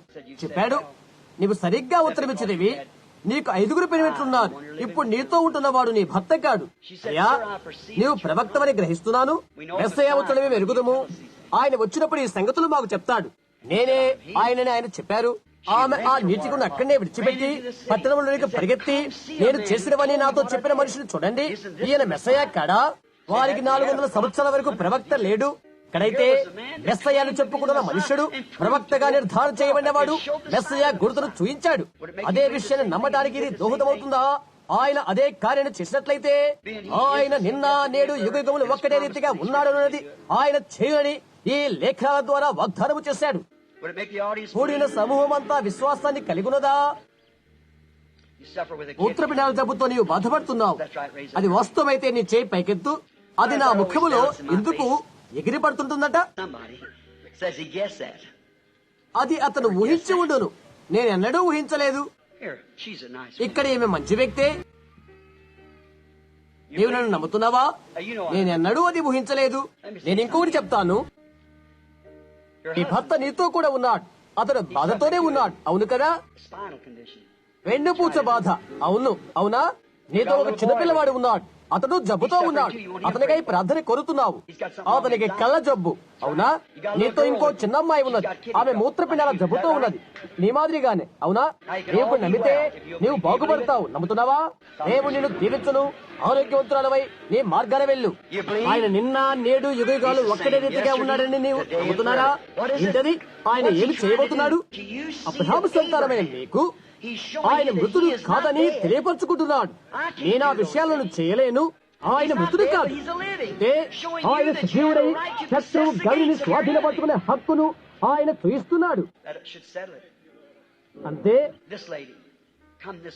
క్షణం క్రితం ఇక్కడికి వచ్చిన ఈ స్త్రీ, మనమంతా ఒకే యుగములో ఎక్కడో ఒక చోట ఉంటున్నామని అనుకుంటున్నాను. మేము ఎదిగినంత వరకు ఒకరినొకరును తెలుసుకునే వారం తెలియదు. మాకు నీవు నాకు తెలియదు. మనం పరాయి వారమే. నిన్ను గుర్తు నాకేమీ తెలియదు. అది వాస్తవమైతే నీ చేయి పైకెత్తు. గమనించు, ఇప్పుడే నీకు ఒకరు ప్రార్థనకారు ఇచ్చారు. అందుకు నీవు ఇక్కడ ఉన్నావు. అవునా? యేసు చేసినట్లయితే, నేను ఏదైనా చెప్పినట్లయితే సోదరు ఓల్ రాబర్ట్స్ స్థలాన్ని నేను ఆక్రమించిన వాడిని అవుతాను, లేక ఇంకో గొప్ప విశ్వాసపరిచిన స్థానాన్ని నేను ఆక్రమించిన వాడిని అవుతాను. అమ్మా, ఏంటి నీకు బాధ అని నేను అడగవచ్చు. నాకు ఇది అది అని నీవు చెప్తావు. అది అతనికి సరిపడకపోవచ్చు. గమనించారా? నాకు అది తెలియదు. లేక ఉన్న బలహీనత ఏంటో నీవు చెప్పవచ్చు వారికి. అతను నీ మీద చేతులుంచి రోగుల కొరకు ప్రార్థన చేయడానికి దేవుడు నన్ను పంపాడు అని చెప్తాడు. నీవు నమ్ముతున్నావా? అవును. దేవునికి మహిమ కలుగును గాక. నమ్మి వెళ్ళు. అది మంచిదే. అది మంచిదే. దేవుడిది వాగ్దానం చేశాడు. అయితే చూడండి, ఆ దినము కంటే మరో దినములో మనం జీవిస్తున్నాము. సొదొమ దినాలలో ఎలాగుండునో నేను చేసిన కార్యాలు మీరును చేదురని యేసు వాగ్దానము చేశాడు. నీవెవరై ఉన్నది దేవుడు నాకు చెప్పినట్లయితే అది సత్యమో అసత్యమో నీవు తెలుసుకుంటావు. నీవు ఏమి చేయనై ఉన్నది ఆయన నీకు చెప్తాడు. అది సత్యమైతే ఇది సత్యమే అవుతుంది. ఆయన నీకు అదేమిటో చెప్పినట్లయితే నాకైతే తెలియదు. నీ బాధ ఏంటో అది ఆయన నాకు చెప్పినట్లయితే కూడికి సమూహమా మీరు నమ్ముతున్నారా? నేను వాస్తవంగా ఆపోవలసి ఉన్నది. ఒకప్పుడు కొంతకాలం క్రితము ఆ వ్యక్తి ఇక్కడ ఉన్నప్పుడు అది నిర్ధారించబడవలసి ఉన్నది. యేసు ఒకప్పుడు అది చేశాడు, ఏనాడు మరోసారి ఆయన చేసి ఉండలేదు. సుఖాలలో ఉన్న ప్రతి ఒక్కరూ ఆ స్త్రీ సాక్ష్యాన్ని నమ్మారు. ఆమె అపకీర్తి కలిగిన ఆ స్త్రీ వచ్చి ఆ విధం చెప్పినప్పుడు వారు అది నమ్మారు. మీ అందరి ఎదుట ఒక క్రైస్తవుడు వేదికను విడిచి వెళితే ఆమేన్. మనం తలంచకమునిపై ఉన్నటువంటి విషయాలను దేవుడు నిరంతరము రుజువు చేయును కాక.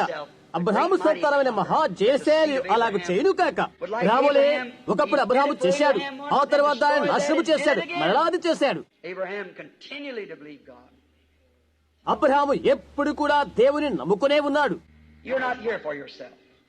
నీవు నీ కోసం నీవు ఇక్కడ ఉండడం లేదు, ఇంకొకరి కొరకు నీ ఇక్కడ ఉంటున్నావు.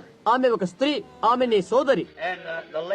ఆమె మరణ ఛాయల్లో ఉన్నది. అయ్యో, ఆమె మధుమేహ వ్యాధితో బాధపడుతున్నది. ఆమె ఇక్కడ ప్రాంతానికి చెందింది కాదు. ఆమె చిత్రనీల ప్రాంతమగు లూసియానాకు చెందింది. కూడిన సభికులు తెలుసుకోవాల్సిన ఇంకో విషయం ఇక్కడ ఉన్నది. చాలా జబ్బుతో ఉన్నటువంటి కుమార్తె నీకు ఒకరు ఉన్నది. కూటానికి రావాలని ప్రయత్నించింది. ఆమెకు చందరోగము.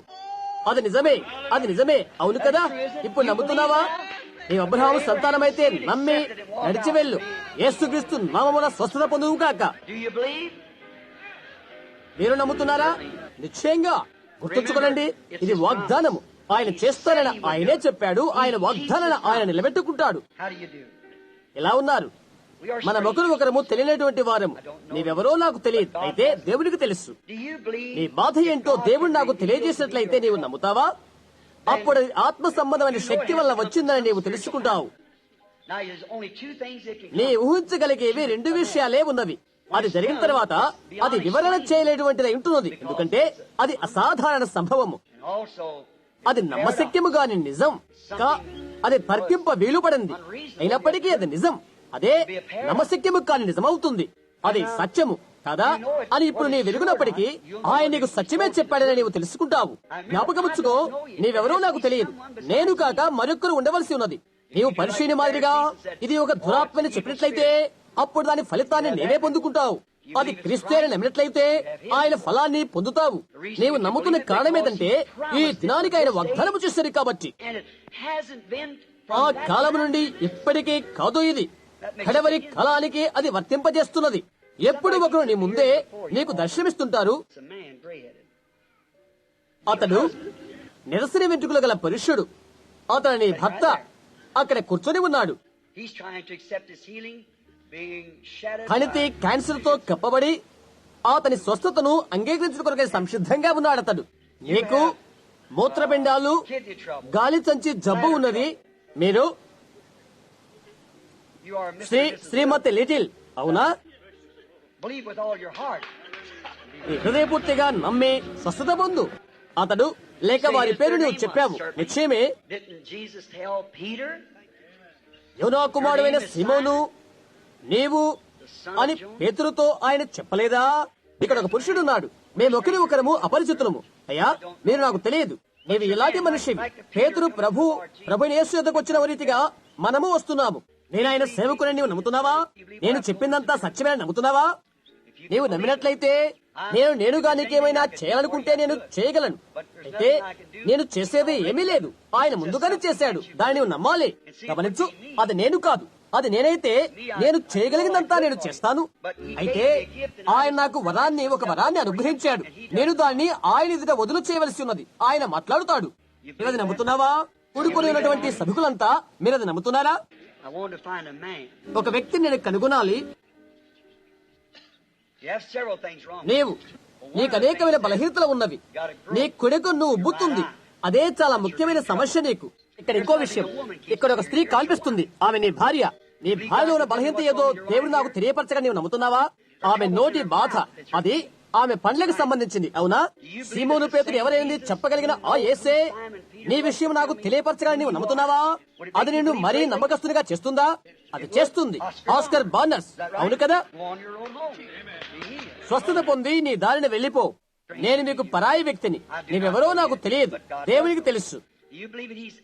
నీ బాధ ఏంటో ఆయన నాకు తెలియచెప్పగా నమ్ముతున్నావా? నీ హృదయపూర్తిగా నమ్ముతున్నావా? నీకు బాధ నీ గొంతుకు సంబంధించమైనది. ఇక్కడ గుండెలో ఎముక కుళ్ళి చిరిపోయినది. లోపల ఆ ఎముకల్లో ముద్దలుగా వస్తుంటవి, అవును కదా? నీవిక్కడ స్థలవాసివి కాదు. చుట్టూరా నారింజ పండ్ల తోటలున్న పట్టణానికి చెందిన దానము నీవు. అది ఒక లోయలో ఉన్నది. దాని వెనకాల సుదీర్ఘమైన పర్వత శ్రేణులున్నవి. యాంథెర్స్ అనే హోటల్ ఉన్నది. అది శాన్ బారినో. అక్కడి నుండి నీవు వచ్చావు. వెళ్ళు.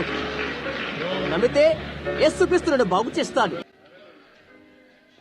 క్యాన్సర్ ను బాగు చేయనిది ఒకటే ఒకటి, అది దేవుడు. ఆయన నిన్ను స్వస్థపరుస్తానని నమ్ముతున్నావా? నమ్ము. వెళ్ళు. ప్రభు ప్రతి చిన్నదాన్ని స్వస్థపరచును కాక. నీవిక్కడ ఉండే కారణం ఏదంటే నువ్వు ఎంతో నరాల బలహీనత కలదానవు. నిజంగా విసుగు చెందావు. ఈ నరాల బలహీనత వలన నీ ఉదరం ఒక విధంగా అయిపోతుంది. నీకు ఆహారం జీర్ణం కాదు. నీ నోట్లోనికి వచ్చేస్తుంది. నీ నోట ఒక విధమైన రసం ఊరుతుంది.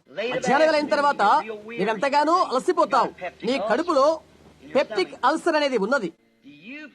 యేసుక్రీస్తు దాన్ని తెలియచేయగలరని నువ్వు నమ్ముతున్నావా? వెళ్ళు. ఈ రాత్రి భోజనం చేయి. నీవు పూర్తిగా నమ్ము. యేసుక్రీస్తు నిన్ను స్వస్థపరచును. ఎలాగున్నారు మీరు? అనేకమైన బాధలు మీకున్నవి. అందులో ప్రాముఖ్యంగా మీరు బాధపడేది ఏంటంటే కీళ్ల వాత వల్ల నీవు వంగిపోతున్నావు. దేవుడు నిన్ను బాగు చేయనని నమ్ముతున్నావా? స్వస్థత పొందు. ప్రభువైన యేసు, నా సహోదరికి దృష్టిని దయచేయమని నేను నిన్ను ప్రార్థన చేస్తున్నాను. స్త్రీ సంబంధమైన బలహీనత ఆమె నుండి తీసివేయి. కీళ్ల వాతం నుండి బాగు చేయి. యేసు నామమున ఆమేన్. నమ్మి వెళ్ళు. ఆయన చేస్తాడు. అది బాగవుతుంది. అనుమానపడవద్దు. నడుస్తూ ఉండు. నీ హృదయంతో నమ్ము. గుండె జబ్బు భయంకరమైనది. అయితే క్రీస్తు గుండెను బాగు చేస్తాడని అది నమ్ముతున్నావా? నమ్మి వెళ్ళు. అది జరిగి తీరుతుంది. వికలాంగునిగా ఉండబోతున్నావు అనుకుంటున్నావా? లేదు, నేనా తలంచట్లేదు. కీళ్ల వాతాన్ని గురించి నా యొక్క తలంపేదంటే అది కేవలము ఛాయ. అది క్యాన్సర్. అట్టిదానైనా బాగు చేస్తా నమ్ముతున్నావా? నమ్మి వెళ్ళు. ఆయన నిన్ను బాగు చేస్తాడు. కొద్ది కాలం నుండి ఇది నిన్ను బాధపరుస్తుంది. గుండె ఆగిపోవుట. ఈ రాత్రి అది పోగలదని నమ్ముతున్నావా? నమ్మి వెళ్ళు. యేసుక్రీస్తు నిన్ను బాగు చేస్తాడు. చాలా కాలం నుండి స్త్రీ సంబంధమైన జబ్బుతో నీవు బాధపడుతున్నావు. ఉదయాన్నే లేవడం నీకు చాలా కష్టతరంగా ఉంటుంది. కాళ్ళు పట్టుకుపోతవి. చాలా పొద్దెక్కే వరకు నీవు నడవలేకపోతావు. అది కీళ్ల వాత జబ్బు. వెళ్ళు. అనుమానించకు. అది నీకెన్నడూ ఇక ఉండదు. హృదయపూర్తిగా నమ్మితే చాలు. నీకు చాలా చాలా జబ్బులున్నవి. అయితే నిన్ను ఎక్కువగా భయపెట్టే విషయం ఏంటంటే నిన్ను వికలాంగునిగా చేసే కీళ్లవాతం. నీవు కూడా అనుకుంటున్నావు నిన్ను బాగు చేసి నిన్ను ఆయన నడిపించగలని మీరు నమ్ముతున్నారా? హృదయపూర్తిగా నమ్మి వెళ్ళు. యేసుక్రీస్తును బాగు చేస్తాడు. నీకు గుండె బలహీనత, కీళ్లవాతం, దేవుని బాగు చేస్తాడని నమ్ముతున్నావా? నమ్ముతారా? వెళ్ళు. ప్రభువైన యేసు నిన్ను బాగు చేయను కాక. కొన్ని సంవత్సరాల నుండి కడుపు బాధ ఎంతో బాధని కలిగిస్తుంది, అవునా? అది ఇక ఉండదు.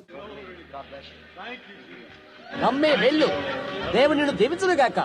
నీవు కూడా నీ కడుపు బాధ నుండి స్వస్థత పొందుతావు. నీ హృదయపూర్తిగా నమ్మి వెళ్ళు. అనుమానించుకు. నీకు ఊపిరాట బహు కష్టంగా ఉంటుంది. ఎప్పటి నుండో ఉన్న ఆ ఉబ్బసం తప్పు నిన్ను క్రింగదీసి వేస్తుంది, అవునా? ఇప్పుడు అది విడుదలవుతుంది. నీవు నమ్ముతున్నావా? సరే, నమ్ము. ఆమేన్. హల్లెలూయా. మీరు పూర్ణ హృదయంతో నమ్ముతున్నారా? ఒక క్షణం. అక్కడ ఆ వెలుగుని మీరు చూడటం లేదా?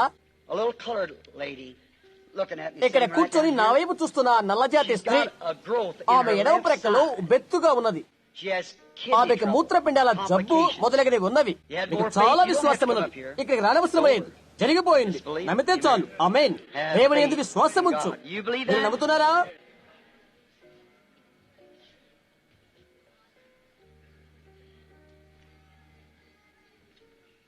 అక్కడ కూర్చొని ఉన్న సహోదరి, నీవు నమ్ముతున్నావా? వెన్నుపూస సంబంధమైన బాధ నుండి నీ విడుదల పొందుతావు. ఆయనను బాగు చేస్తాడని నమ్ముతున్నావా? Just don't doubt it. You can have it if you'll just believe. అలాగే అనుమానించుకు, నీవు నమ్మితే నీవు పొందుకుంటావు. ఇక్కడ కూర్చొని నన్ను చూస్తున్న వ్యక్తి గూని ఉంది, రాత్రులలా లేస్తూ ఉంటాడు. You believe, sir? It'll be over then. అయ్యా, మీరు నమ్ముతున్నారా? నమ్మినట్లయితే అది సమస్య పోతుంది. ఇక్కడ కూర్చొని నా వైపే చూస్తున్న నల్లజాతి వాడు, అతడు మూర్ఛవ్యాధితో బాధపడుతున్నాడు. పరిశుద్ధాత్మ బాప్తిసం కొరకు కూడా ఎదురు చూస్తున్నాడు. అయ్యా, మీరు స్వస్థతని కొన్నట్లయితే లేచి నిలబడండి. దేవుడు మీకు పరిశుద్ధాత్మ బాప్తిసం దయచేయును కాక. ఆమేన్. మీకు ప్రక్కనే కూర్చున్న ఒక చిన్న బిడ్డ, ఆ బిడ్డకు మూర్ఛలు ఒక విధంగా పడిపోతూ ఉంటాడు. ఆ ప్రక్కన కూర్చొని ఉన్నాడు. అక్కడున్న ఆ చిన్న బిడ్డను దేవుడు బాగు చేస్తాడని నమ్ముతున్నారా? నేను నిండు హృదయంతో నమ్ముతున్నావా? అయితే ఆ చిన్న బిడ్డను దేవుడు బాగు చేస్తాడు. మీరందరూ కూడా నమ్ముతున్నారా?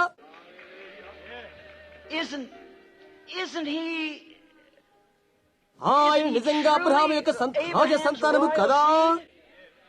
ఆయన మహా జయశీలుడు కదా. శత్రువు కవులు మీరు స్వాధీనపరచుకుంటున్న వాగ్దానం ఆయన చేయలేదా? శత్రువు యొక్క కుదింపు చేత ఎంతమంది మీలో బంధించబడి ఉన్నారు? శత్రువు కుదింపును లేక అణచివేతను మీరు ఎంతమంది అనుభవిస్తున్నారో మీ చేతులు పైకి చూయించండి. మీరు అబ్రహాము సంతానం అయితే ఇలా మీ చేయి పైకెత్తండి. ఇలా చెప్పండి, సహోదరా అబ్రహాం, పిరికితనము చేత నేను భయపడిపోతున్నాను. 180 మంది అలాగూ ఉన్నారు. ఇప్పుడు ఇదంతా నిండిపోయినది. ప్రజా సమూహం అంతా పాలవిల్లులాగా ఉండిపోయినది. అది నన్ను అంధునిగా చేసినట్లయింది. నీవెక్కడ ఉన్నట్లు 20 లేక 30 అంతకంటే మించి సభలో నుండి వేదిక మీదకి వచ్చిన మీరు చూశారు. దేవుడు ఎందులోనూ అపజయమెరుగున వానిగా మీరు చూశారు. ఏదనగా యేసుక్రీస్తు నిన్న యుగయుగములు ఒక్కడే రీతిగా ఉన్నాడు. అది నమ్ముతున్నారా? అలాంటప్పుడు అబ్రహాము సంతానమైన ప్రతి ఒక్కరూ కాలము చెవిని మీరు ఎందుకు పుచ్చుకోనకూడదు? ఆయన జయించిన మహా విజయశ్వరుడు ఇక్కడ ఉన్నాడు. ఆయన ఇక్కడే ఉన్నాడని రుజువు చేసుకున్నాడు. ఇలా ఆయన నమ్ముతున్నారా? అలాగైతే మీ విశ్వాసం తాళము చెవిని మీరు పుచ్చుకొని మీ చేతులు జోడించి, యేసుక్రీస్తు ఇప్పుడే నా స్వస్థత కోసం నేను విశ్వసిస్తున్నాను అని చెప్పండి. మీ చేతులు పైకెత్తుతూ మీ విశ్వాసాన్ని విడుదల చేయండి. ప్రభువైన యేసు, నేను నమ్ముతున్నాను, ఇప్పుడే నమ్ముతున్నాను. ఇప్పుడే ఒకరిపై ఒకరు మీ చేతులు ఉంచండి. అబ్రహాము సంతానముగా మీరొకరి మీద ఒకరు చేతులు ఉంచండి. ఇప్పుడు ఆ వ్యక్తి కోసం ప్రార్థన చేయండి. వారి మీద మీరు చేతులు ఉంచండి. యేసు చెప్పాడు ఇలాగా, నమ్మిన వారి వల్ల ఏ సూచికలు జరుగును. 6 రోగుల మీద చేతులు చెప్పడం వారు స్వస్థత నొందుదురు. సతనా, నీవు యుద్ధ భూమిలో ఓడిపోయావు. ఈ జనులు దేవుని మహిమాత్మై వెలురీతిగా యేసుక్రీస్తు నామమున బయటికి రా.